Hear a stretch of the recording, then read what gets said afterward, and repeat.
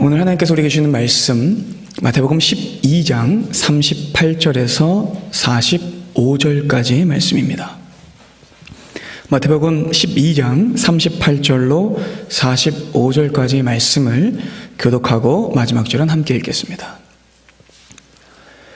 그때 서기관과 바리새인 중 몇 사람이 말하되 선생님이여 우리에게 표적 보여주시기를 원하나이다.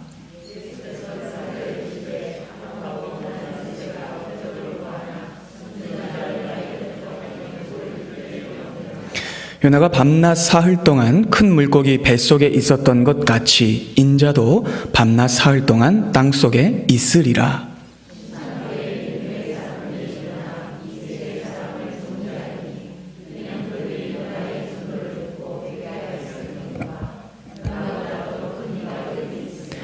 심판 때에 남방 여왕이 일어나 이 세대 사람을 정죄하리니 이는 그가 솔로몬의 지혜로운 말을 들으려고 땅 끝에서 왔음이거니와 솔로몬보다 더 큰 이가 여기 있느니라.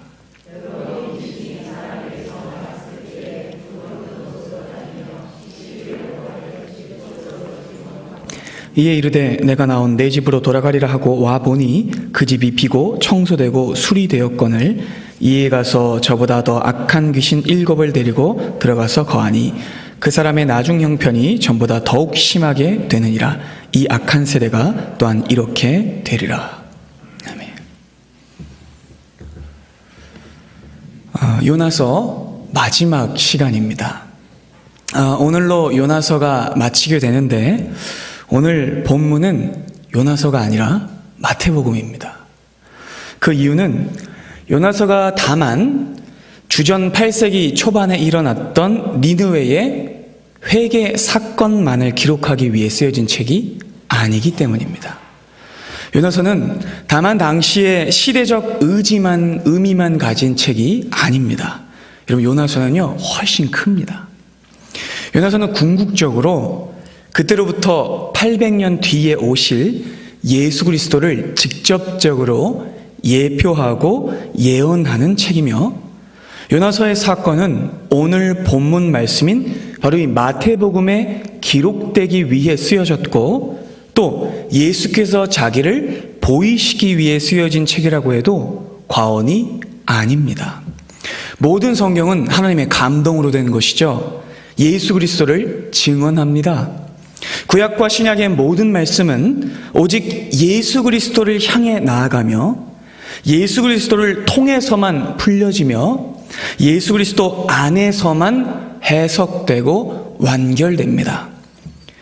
그래서 성경의 모든 주제와 내용과 목적은 오직 예수 그리스도를 전하는 것에 맞춰져 있습니다. 그래서 여러분, 성경 기록의 목적은요, 요나를 삼킨 물고기가 고래냐 상어냐 여기 있지 않습니다. 성경 기록의 목적은 요나를 가린 박넝쿨이 아주까리냐 아니면 여러 해 살이 풀이냐 거기 있지 않습니다. 성경 기록의 목적은 오직 하나님의 아들 예수 그리스도를 전하고 믿게 하는 데에 있습니다. 그러니 여러분, 요나서를 읽을 때 여러분들은 예수 그리스도를 만나셔야 합니다. 그러니 요나서도 신약의 해석을 통해 바라봐야 하고 그리스도의 말씀을 통해 총정리해야만 요나서를 제대로 읽었다라고 할 수 있는 것이죠. 오늘 드디어 이 요나서의 대단원의 막을 내리게 되는데, 바라기는 성령께서 오늘 이 말씀을 통해서 여러분들에게 요나서의 진정한 의미를 모두 깨닫게 하시는 은혜 주시기를 원합니다. 아멘. 자, 그럼 본문으로 들어가 보겠습니다. 그럼 어느 날 서기관들과 바리새인들이 예수님을 찾아와요. 그리고는 이렇게 요청합니다. 38절 보겠습니다. 그때에 서기관과 바리새인 중 몇 사람이 말하되 선생님이여 우리에게 표적 보여주시기를 원하나이다. 이렇게 말하죠. 이들의 물음에 예수께서는 이렇게 대답하십니다. 다음 절 봅니다.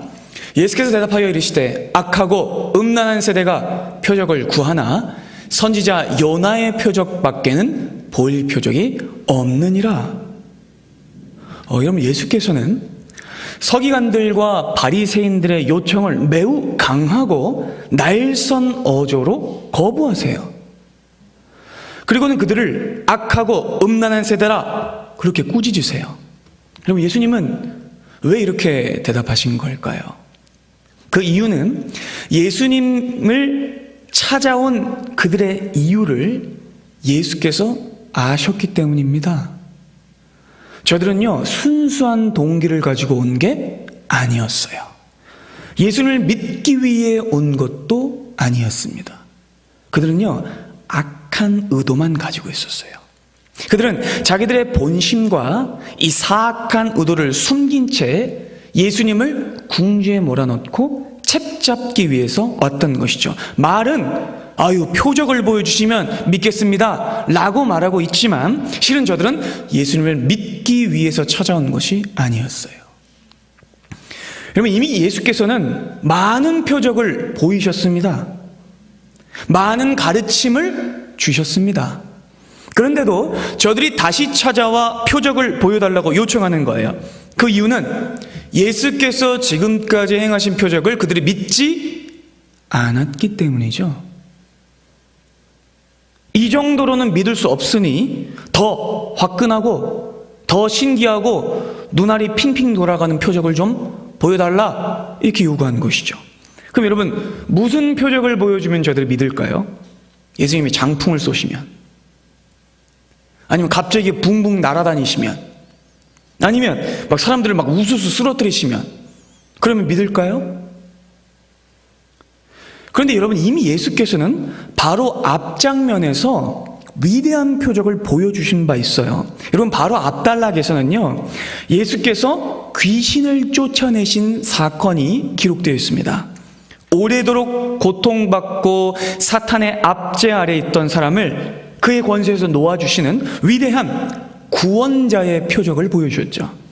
그런데 저들은 그 완벽한 표적을 보고도 믿지 않았어요. 오히려 예수님을 뭐라고 비난했냐면 바알세불을 의지해서, 귀신의 왕을 의지해서 귀신을 쫓아낸다 라고 말했어요. 그들은 세상 가장 선하신 예수님을 감히 귀신 두목이라고 칭하며 상상도 할 수 없는 망발과 신성모독을 저질렀습니다. 그래 놓고는 다시 예수님을 찾아온 거예요. 간사하고 역겹습니다. 겉으로는 아닌 척, 점잖은 척, 믿으려는 척 하면서 탈을 쓰고 찾아온 것이죠. 여러분, 예수님을 찾아온 이 서기관들과 바리새인들은요, 예수님이 진짜 메시아일지도 모른다는 궁금증 이런 거 없었어요.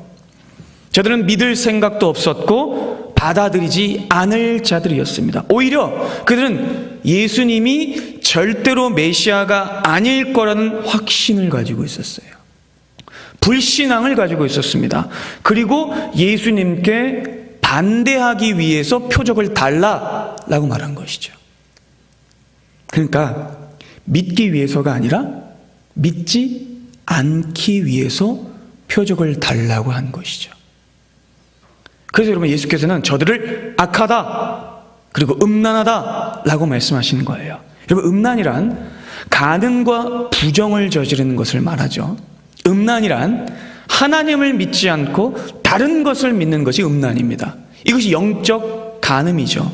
이 말인즉슨 저들이 하나님을 믿지 않고 있었다는 뜻입니다. 하나님이 아니라, 하나님이 보내신 그의 아들 예수 그리스도가 아니라 표적을 구하고 있었다는 겁니다. 표적을 구하는 것이 하나님을 믿지 않았기 때문이라는 것이죠. 무서운 말씀입니다. 여러분, 저들은 그렇게 하나님은 믿지 않으면서 무엇만 구하고 있었어요? 표적만. 그러나 여러분, 그것은 분명히 다른 신을 구하는 영적 간음이었습니다. 여러분, 저들은 실제로 그랬어요. 겉으로는 우리 하나님 믿어요 라고 말했지만 실제로 그들은요, 권력을 섬기고 있었고 로마 제국으로부터 허락받은 하찮은 종교 지도권을 믿고 있었으며 권력을 섬기고 있었습니다.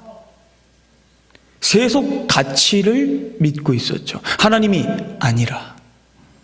그러니 여러분, 이들이 표적을 구하는 거죠. 당시 그들은 로마의 지배를 받고 있었죠. 그러니까 예수님께 뭘 요구하는 거냐면, 당신이 정말로 메시아라면 우리를 로마의 압제로부터 구출할 만한, 눈이 핑핑 돌아갈 만한 대단한 군사적 표적을 보여줘라, 이렇게 말하는 거예요. 다윗 같은 독립군 장군의 표적을 보여달라는 거죠. 그러나 여러분, 이 모든 말은요, 실은 거짓이었고 위선이었습니다. 자신들의 불신앙을 자증하는 것이었죠. 그러니까 저들이 표적을 구했던 이유는요, 다시 한번요, 믿기 위해서가 아니라 믿지 않으려고 표적을 구했다는 거죠. 예수님이 표적을 보여주시면 에이, 그거는 좀 별로예요. 또 표적을 보여주시면 에이, 이것도 좀 별로예요. 그들은 이렇게 말하려고 했던 거예요. 그런데 여러분, 너무나 가슴 아프게도 이스라엘은요, 언제나 이렇게 행동했습니다. 다만 예수님 당시의 사람들만 그랬던 것이 아니라요, 여러분, 우리가 지금 7주 동안 살펴봤던 요나 세대의 사람들도 그랬죠. 북이스라엘 사람들은요, 자신들이 가지고 있는 이 선민이라는 알량한 정체성만 내세웠을 뿐 실제로는 여호와 하나님을 믿지 않았어요. 그들은 영적 간음을 일삼았습니다. 바알을 숭배했죠. 하나님을 믿지 않았습니다. 그런데도 여러분, 그들은 스스로를 어떻게 인식하고 있어요? 우리는 아브라함의 자손이야. 우리는 택함 받은 백성이야. 그렇게 스스로를 합리화하고 스스로를 위로하면서 거짓 신앙을 합리화하고 정당화하고 있었어요. 그러나 실제로는 아무도 하나님을 믿고 있지 않았죠.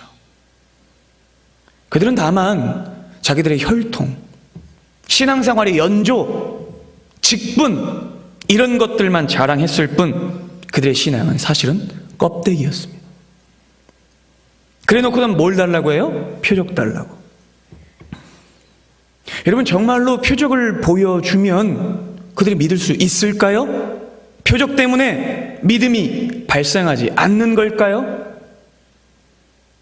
여러분, 저들의 주장이 얼마나 초라하고 의미 없는 것인지를 알려주는 두 개의 분명한 이야기가 있습니다. 놀라운 것은요, 이 두 가지 이야기를 합칠 때에 참으로 놀라운 진리가 밝혀집니다. 먼저는요, 누가복음 16장에 등장하는 거지 나사로의 비유입니다. 여러분들 너무나 잘 아시는 이야기죠. 여기 등장하는 여러분 거지 나사로는요, 비유의 인물이에요. 그렇죠? 실제 인물이 아닙니다. 여러분 이거 기억하세요. 자, 여러분, 이 나사로는요, 예수님의 비유에 등장하는 사람인데요, 비참하게 살던 거지였어요. 얼마나 가난하고 천하게 살았는지 한 부자의 집 앞에서 그 음식물 쓰레기를 얻어먹으려고 구걸하던 사람이었어요. 그리고 얼마나 피부에 이 병이 났었는지 개들이 와서 막 핥는데 그 개들을 쫓을 힘도 없었을 만큼 병색이 오래됐던 정말 거지 중에 거지였어요. 거의 뭐 불가촉 천민이죠. 그런데 이 거지도 죽고 이 거지 나사로가 구걸하던 그 부잣집 주인도 죽었어요. 그럼 충격적인 사실은 두 사람이 죽었는데 한 사람만 천국에 가고 한 사람은 지옥에 갔다는 사실입니다. 이런 별로 안 놀라시는데 이건 엄청 놀랄 일입니다. 왜냐하면 이 두 사람은 모두 유대인입니다. 깨달아주세요, 여러분. 둘 다 유대인이에요. 하나님의 백성이라고 자랑하던 자들. 그런데 유대인이 지옥에 가요. 깨달아지십니까, 여러분? 여러분, 이 거지 나사로의 비유를 볼 때 지옥과 마땅하다고 여겨졌던 이 부자가 우리는 그렇게 생각하는데 실제로 당시 유대인들에게는 천국 가야 될 사람이었다는 사실을 잊으시면 안 됩니다. 그는요, 신앙 전통 안에 있었던 사람이고 나름대로 11조를 드렸던 사람이었고 율법을 알고 있었던 사람입니다. 그러니 충격인 것이죠. 예수님의 이 말씀은요, 당시 유대인들에게 신앙 전통과 혈통이라는 허울 속에 갇혀서 거짓 신앙으로 일관하고 있던 유대인들에게 벼락 같은 말씀이었어요. 그런데 여러분, 존경받는 인물, 사람들이 부러워하던 그 인물이 지옥에 가는 거예요. 정확한 음부라고 이야기합니다. 왜냐하면 여러분, 천국과 지옥은 완성되지 않았어요. 천국과 지옥은 언제 완성되냐면 예수님의 재림 때에 완성됩니다. 그래서 음부라고 나오고 낙원이라고 나오는 거예요. 어쨌든 부자는 음부로 갔어요. 자, 불에 타면서 고통스러워합니다. 그리고 눈을 들어서 봤더니 자기가 그렇게 불쌍히 여겼던 거지 나사로가 누구의 품에 안겨 있어요? 아브라함의 품에 안겨 있는 거예요. 그는 충격을 받습니다. 그리고는 요청하죠. 아브라함이시여. 뭐라고 말하는지 아세요? 아버지 아브라함이요. 이렇게 말해요. 아브라함의 자손이 지옥을 간 거예요. 그리고는 요청합니다. 제가 너무 목이 타 죽겠으니 저 나사로에게 물 한 방울만 손에 찍어서 제 혀를 서늘하게 좀 해주십시오. 아브라함이 안 된다고 합니다. 너는 살아있을 때 많은 것을 누렸고 너는 참된 신앙을 가지고 있지 않았다. 그리고 이미 우리 사이에는 커다란 구렁이 있어서 가지도 오지도 못한다. 여러분, 그때 부자가 두 번째 요청을 하는데 중요합니다. 여러분, 함께 읽어볼까요? 여러분, 천천히 한번 보겠습니다. 이르되 그러면 아버지여 구하오니 나사로를 내 아버지의 집에 보내소서. 내 형제 5이 있으니 그들에게 증언하게 하여 그들로 이 고통받는 곳에 오지 않게 하소서. 여러분, 무슨 뜻입니까? 나사로를 부활시켜서 내 형제들에게 보내면 형제들이 나사로가 죽었다가 살아나는 것을 보고 아, 우리 형이 지옥에 갔구나. 그러니 나는 지금 하나님을 제대로 믿어야겠구나. 이렇게 할 거라는 거예요. 그런데 아브라함이 뭐라고 대답하죠? 29절입니다. 아브라함이 이르되 그들에게 모세와 선지자들이 이미 있으니 그들에게 들을 지니라. 아니래요. 다시 부자가 대답합니다. 이르되 그렇지 아니합니다. 아버지 아브라함이요. 끝까지 이걸 못 노는 거예요. 지옥에 있으면서도. 자기 아버지가 아브라함이래요. 만일 죽은 자에게 그들에게 가는 자가 있으면 회개할 겁니다. 다시 아브라함이 대답합니다. 이르되 모세와 선지자들에게 듣지 아니하면 비록 죽은 자 가운데서 살아난 자가 있을지라도 권함을 받지 아니하리라 하였다 하시니라. 충격적인 말씀이죠. 근데 여러분, 정말 놀랍게도 한 가지 이야기가 더 있는데, 본문은 다르지만 다른 복음서에도 나사로라는 인물이 하나 등장해요.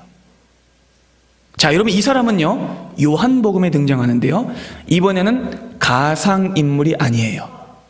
실제 인물입니다. 어디 살았던 사람이죠? 베다니. 누이가 이름이 뭐였죠? 마리아와 마르다. 이 사람은 실제 인물입니다. 그리고 이 실제 인물인 나사로는 예수님의 말씀을 듣고 죽은 지 사흘 만에 실제로 살아났습니다. 수족을 동인 채로 나사로야 나오라 라는 음성을 듣고 깽깽거리면서 나왔어요. 엄청난 사건이죠. 동일 인물은 아니지만 여러분 깨달으십니까? 나사로란 이름을 가진 자가 실제로 부활한 역사가 있었어요. 그런데 여러분 보세요. 앞에 있었던 내용과 연결시켜 보십시오. 이 나사로의 부활을, 실제 부활을 본 사람들이 어떻게 반응할까요? 요한복음 12장입니다. 함께 읽겠습니다.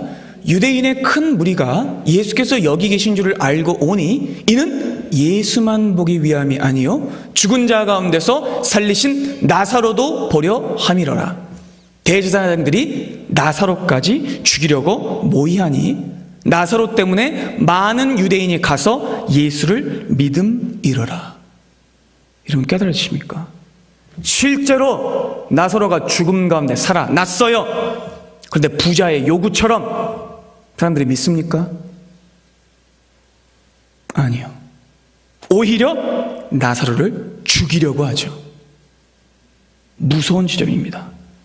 그러니까 여러분, 믿지 않는 자는 죽은 자가 살아나도 믿지 않는 거예요. 예수님의 무덤을 지키던 병정들, 예수님이 살아나신 걸 봤어요. 근데 그들은 믿지 않았습니다.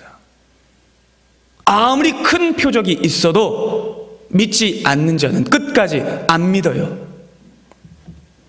참으로 섬뜩하고 소름 끼치는 지점입니다. 요한복음 6장에서 예수께서는 이렇게 경고하십니다. 예수께서 이르시되 나는 생명의 떡이니 내게 오는 자는 결코 줄이지 아니할 터이요 나를 믿는 자는 영원히 목마르지 아니하리라. 그러나 내가 너희에게 이르기를 너희는 나를 보고도 믿지 아니하는도다 하였느니라. 여러분, 정말로 표적이 변변찮아서 그들이 믿지 않았던 겁니까? 절대로 아니죠. 여러분, 요한복음 20장은 예수님의 공생애를 요약하면서 이렇게 말씀합니다.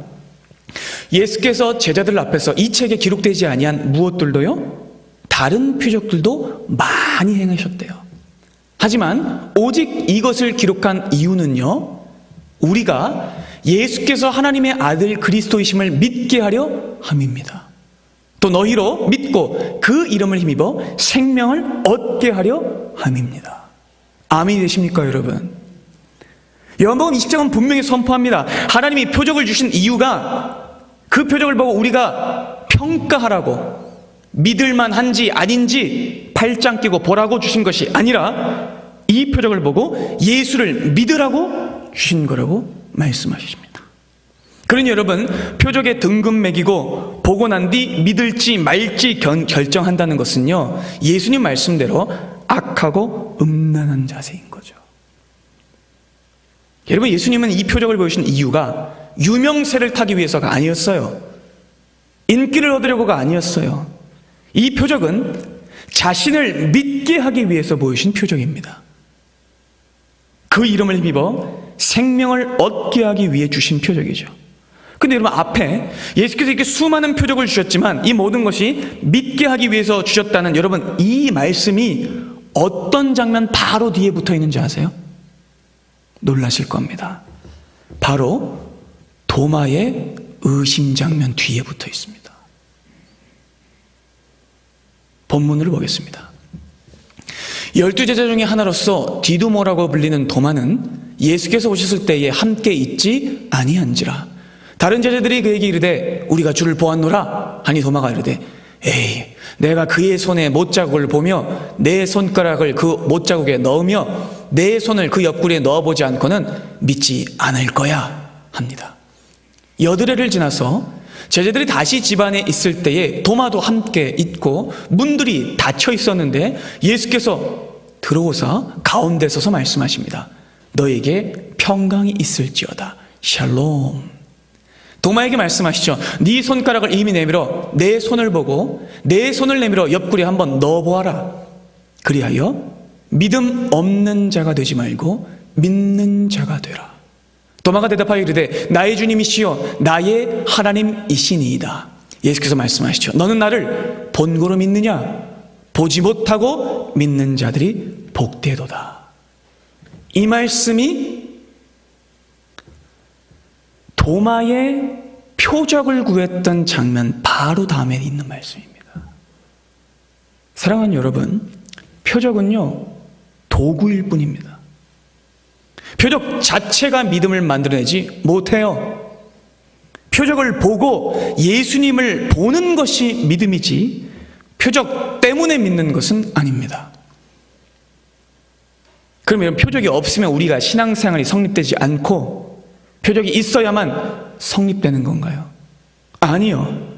표적은 언제나 예수께서 누구신지를 밝혀주는 보조작용을 할 뿐 표적 자체가 구원은 아닙니다. 그러니 여러분, 믿는 자는 한 가지 표적만 보고도 예수를 알아보는 것이죠. 여러분, 예수님께서 행하신 표적들을 이미 만났던 사람들은요, 어떻게 반응했죠? 예수님을 따랐어요. 그들의 공통점은 단 한 가지의 표적만 보고도 예수님을 따라갔다는 데 있었습니다. 더 큰 것을 보여주면, 좀 더 눈이 돌아가는 걸 보여주면 따라가겠다고 조건을 내걸지 않았어요. 여러분, 제자들이 어떤 사람이었죠? 제자들은 한 가지 표적만 보고 예수님을 따르기 위해서 모든 것을 버렸던 자들이었어요. 그들은 자신들이 가진 모든 걸 버렸죠. 배와 그물과 아버지를 버리고 표적 한 가지만 보고 예수를 따랐습니다. 그러니 사랑하는 여러분, 표적이 약해서 믿지 못하겠다는 말은 곧 믿지 않겠다는 말입니다. 여러분들은 무엇을 구하고 계십니까? 눈이 돌아갈 만한 나의 삶의 사업의 성공, 자녀의 어떤 영전, 세속사회에서의 어떤 성공, 그런 것을 표적으로 원하십니까? 아니요. 눈에 아무 증거가 없어도 믿는 것이 믿음입니다. 진정한 믿음은 표적 유무에 좌우되지 않습니다. 여러분, 그리하여 우리가 지금까지 살펴봤던 이 모든 말씀들은요, 우리 예수께서 오늘 본문에서 하신 말씀 앞으로 다 모아져요. 다시 한번 여러분 본문 39절을 보겠습니다. 본문 39절입니다. 마태복음 12장 39절. 예수께서 대답하여 이르시되 악하고 음란한 세대가 표적을 구하나 무엇밖에는 없다고요? 선지자 요나의 표적밖에는 볼 표적이 없느니라. 예수께서는 이 표적 하나면 충분하다라고 말씀하셨어요. 그러면 구체적으로 요나의 표적 중 어떤 것일까요? 40절이 이렇게 설명합니다. 함께 읽을까요? 요나가 밤낮 사흘 동안 물고기 뱃속에 있었던 것 같이 인자도 밤낮 사흘 동안 땅속에 있으리라. 아멘. 여러분, 예수께서는 오직 이 표적 하나만이 유일하고 분명한, 확실하고 틀림없는 단 하나의 표적이라고 말씀하십니다. 그리고 여러분, 이 말씀은 정말로 진실된 말씀이죠. 예수께서 요나와 같이 죽은 지 3일 만에 다시 사신 것을 믿는 것이 믿음이고, 그것만이 우리가 믿을 표적입니다. 여러분, 참으로 그렇지 않습니까? 여러분, 지난 시간을 한번 생각해 보세요. 니느웨 사람들은요, 요나의 표적을 보고, 그러니까 요나의 말을 듣고 하나님을 믿었어요. 여러분, 그들이 요나에게 들었던 말은요, 몇 마디 안 되는 문장이었어요. 40일이 지나면 니느웨는 망한다. 그 말을 듣고 사람들이 웅성웅성 모여서 요나에게 물었습니다. 당신은 누굽니까? 왜 여기 왔으며 뭐 때문에 그렇게 말하는 거요? 그때 요나는 이렇게 대답했을 거예요. 저는 바다와 육지를 지으신 하늘의 하나님을 경외하는 사람입니다. 사실 저는 이 니느웨로 보냄받은 선지자였습니다. 근데 저는 여기 오기 싫어서 다시스로 도망갔고 하나님께 붙잡혀 죽음으로 떨어졌습니다. 그렇게 저는 물고기 뱃속에 3일 동안 죽어 있었습니다. 그런데 그때 제가 주님 앞에 회개하였고, 그 회개로 인해 다시 생명을 얻어 이렇게 니느웨로 오게 된 거요. 40일이 있으면 니느웨가 무너질 거예요. 이렇게 말한 겁니다. 니느웨 백성들은 요나에게 이 말을 들었던 겁니다.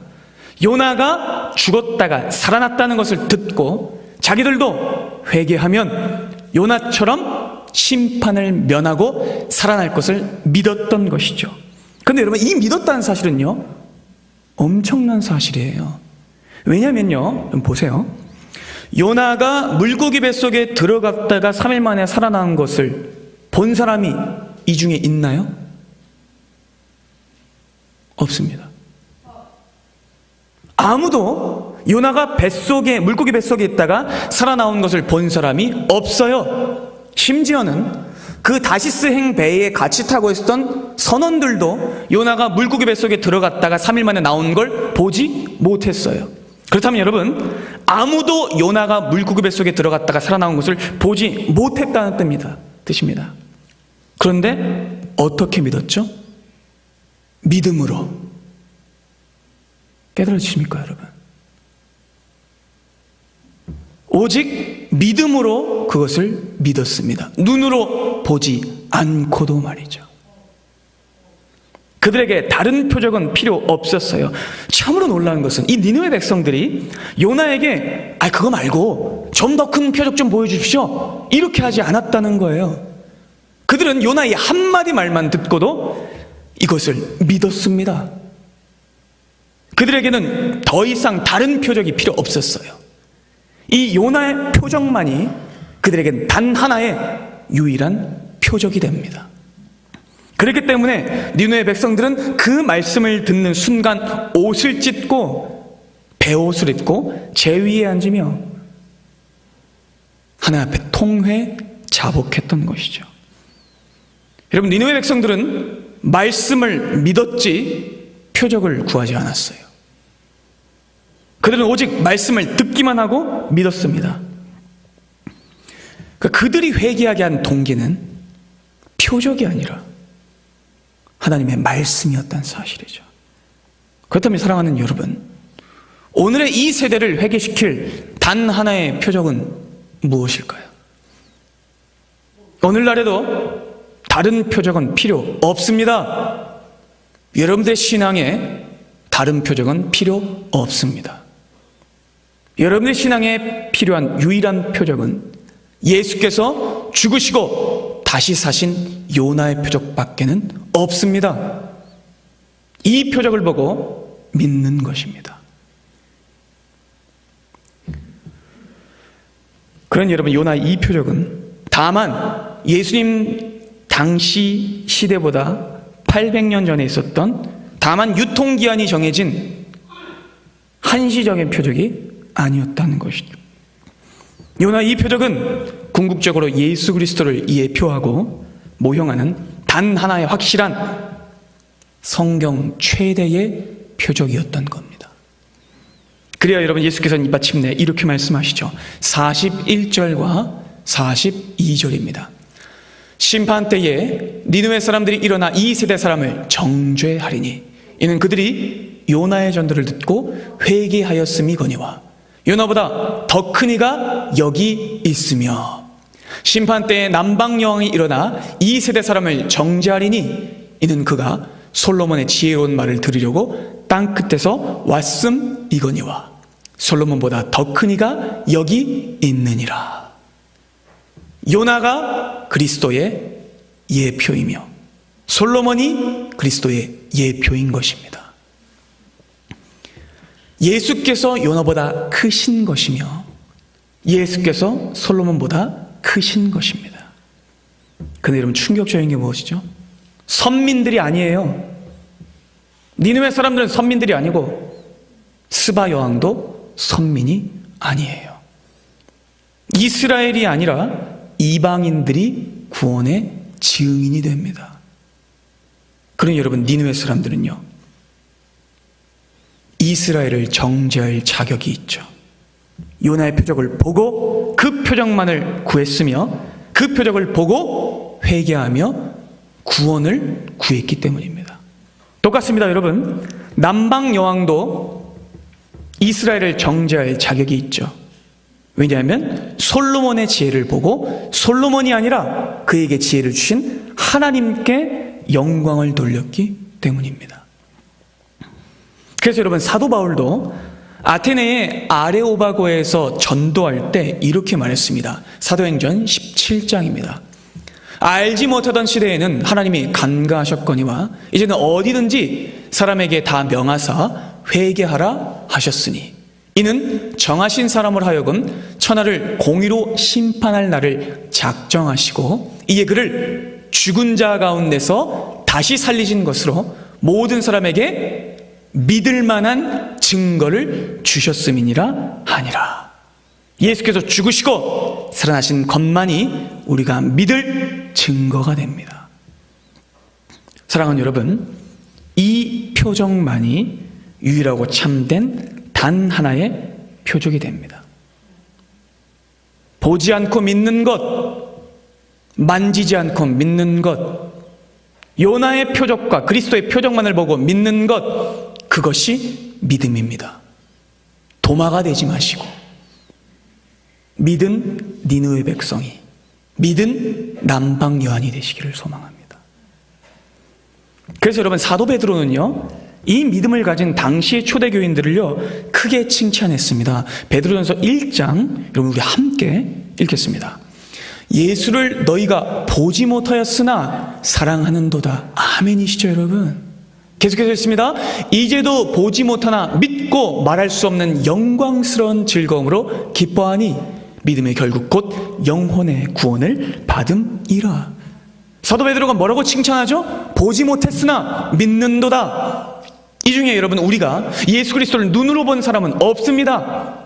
그러나 우리는 믿습니다. 그 표적을 보고 분명히 믿습니다. 그러니 우리도 믿음의 결국 곧 영혼의 구원을 받은 자들인 것이죠. 여러분, 이것이 믿음입니다. 믿음의 백성들이 요나의 말만 듣고 그가 죽고 3일 만에 살아난 것을 믿은 것이 믿음이고, 오늘날도 여러분 무엇이 믿음이 됩니까? 동일합니다. 예수 그리스도의 죽으심과 다시 사심을 믿는 것이 믿음이며, 그것만이 여러분의 삶의 유일한 표적이 됩니다. 그래서 로마서 10장은 이렇게 말씀하죠. 그러므로 믿음은 들음에서 나며 들음은 그리스도의 말씀으로 말미암았느니라. 그러니 여러분, 다른 표적은 필요 없습니다. 하지만 예수님 당시 유대인들은요, 요나 당시의 북이스라엘 사람들과요 똑같았어요. 신앙적 파멸 상태에 있었죠. 선민이라고요? 아브라함의 후손이라고요? 아니요. 웃기는 말입니다. 마태복음 3장에서 세례 요한은 저들을 이렇게 꾸짖습니다. 요한이 많은 바리새인들과 사두개인들이 세례 베푸는 데로 오는 것을 보고 이르되 독사의 자식들아, 마귀 새끼들아 이거예요. 누가 너희를 가르쳐 임박한 진노를 피하라 하더냐?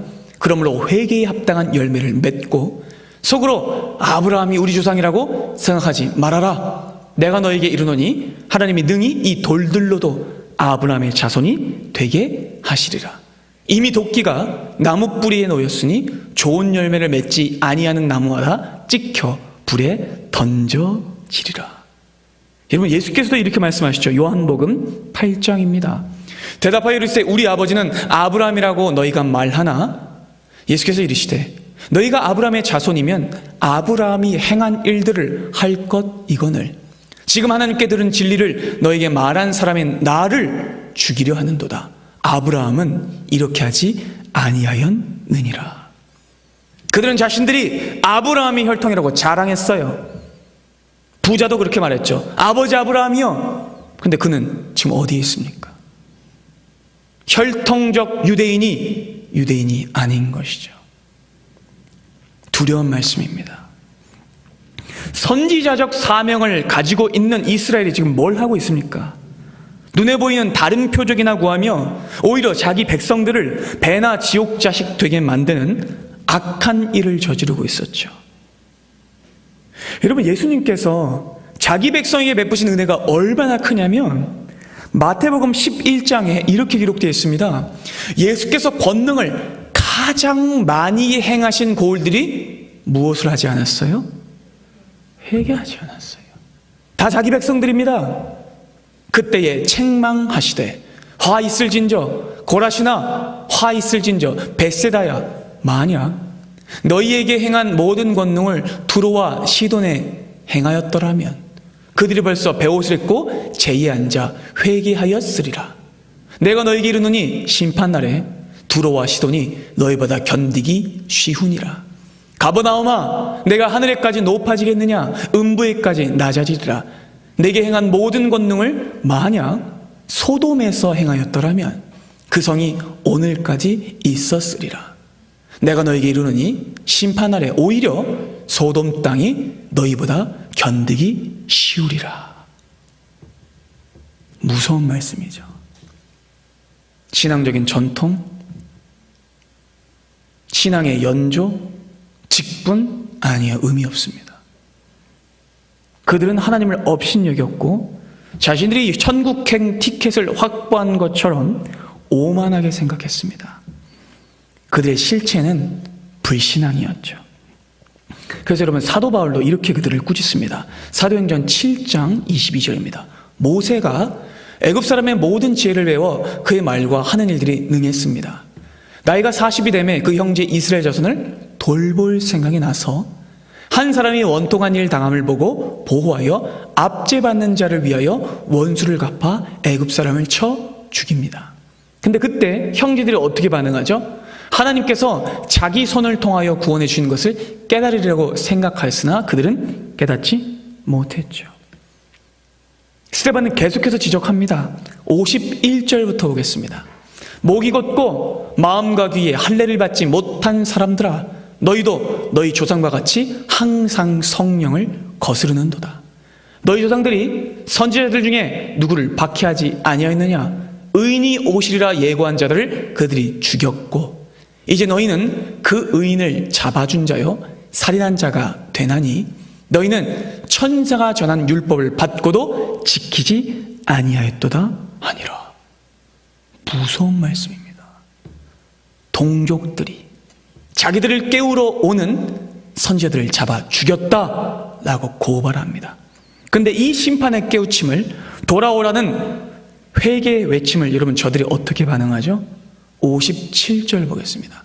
그들이 막 소리를 지르며 귀를 막고 스데반에게 달려들어 성 밖으로 내치고 돌로 쳐서 죽입니다. 똑같아요. 신앙이란 이름 안에 숨었을 뿐 그들은 신앙을 가진 자들이 아니었습니다. 여러분, 우리는 어떨까요? 여러분들은 어떻습니까? 진실로 바른 신앙으로 반응하고 계십니까? 다른 표적을 구하지는 않으십니까? 예수께서는요, 이 은혜를 받았던 자들이 더 큰 추락과 실패를 겪을 것이라고 경고하세요. 본문 43절부터 봅니다. 마태복음 12장 43절부터 봅니다. 이에 가서 더러운 귀신이 사람에게서 나갔을 때에 물 없는 곳으로 다니며 쉬기를 구하되 쉴 곳을 얻지 못하고 이에 이르되 내가 나온 내 집으로 돌아가리라 하고 와보니 그 집이 비고 청소되고 수리되었거늘 이에 가서 저보다 더 악한 귀신 7을 데리고 들어가서 거하니 그 사람의 나중 형편이 전보다 더욱 심하게 되느니라. 이 악한 세대가 또한 이렇게 되리라. 무서운 말씀입니다. 은혜를 입고도 온전한 표적을 따르지 않고 다른 표적을 구한다면 이렇게 된다는 겁니다.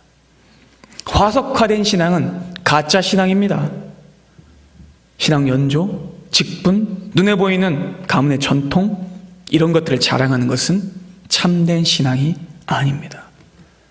요나서의 시대와 예수님 당시의 시대 그리고 지금 우리가 살고 있는 시대도 동일하죠.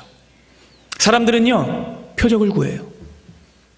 좀 더 믿을 만한 걸 갖고 와봐 이렇게 요구합니다. 그리고 우리도 어쩌면 그렇게 하나님 앞에 요구하죠. 하나님, 좀 살아계시면 나에게 좀 쌈박한 표적을 좀 보여주세요. 하나님이 정말로 내 아버지라는 증거를 저 사람들 앞에서 좀 자랑하도록 보여주세요 라고 구할 때가 많습니다. 그런데 여러분, 그 모든 모습은요, 요나와 같은 모습이고 예수님 당시에 이스라엘 같은 모습입니다. 여러분, 요나가 구한 건 뭐죠? 세속적인 안정, 국가적인 안정, 외교적인 안정이었어요. 예수님 당시에 유대인들이 원한 것도 세속적인 안정이었어요. 이스라엘이란 나라의 그냥 정치적 독립. 그러나 여러분, 그 모든 것들은 의미 없는 것들이었습니다. 그들은 사탄의 멍에를 메고 있었지 그들의 진짜 문제는 로마의 압제가 아니었습니다. 그래서 여러분, 그들은요, 어느새 성전을 우상으로 만들어버렸어요. 성전 안에만 있으면 구원받을 거라고, 안전할 거라고 그 성전을 우상으로 만들어버렸습니다. 그러니 여러분, 하나님께서 그들이 사랑하고 맹신하고 있었던 나라를 부숴버리십니다. 예루살렘 성전을 부숴버리십니다. 그리고 여러분, 이 모습은요, 이미 1000년 전 솔로몬의 입을 통해 예언되었습니다. 열왕기상 9장입니다. 만일 너희나 너희 자손이 아주 돌아서서 나를 따르지 아니하며 내가 너희 앞에 둔 나의 계명과 법도를 지키지 아니하고 가서 다른 신을 섬겨 그것을 경배하면 내가 이스라엘을 내가 그들에게 준 땅에서 끊어버릴 것이요 내 이름을 위하여 내가 거룩하게 구별한 이 성전이라도 내 앞에서 던져버리리니. 하나님께서 이렇게 말씀하셨어요.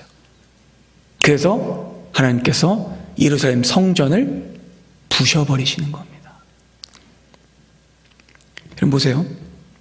요나 시대와 예수님 시대가 평행으로 반복돼요. 요나의 시대에 요나의 표적이 주어졌습니다.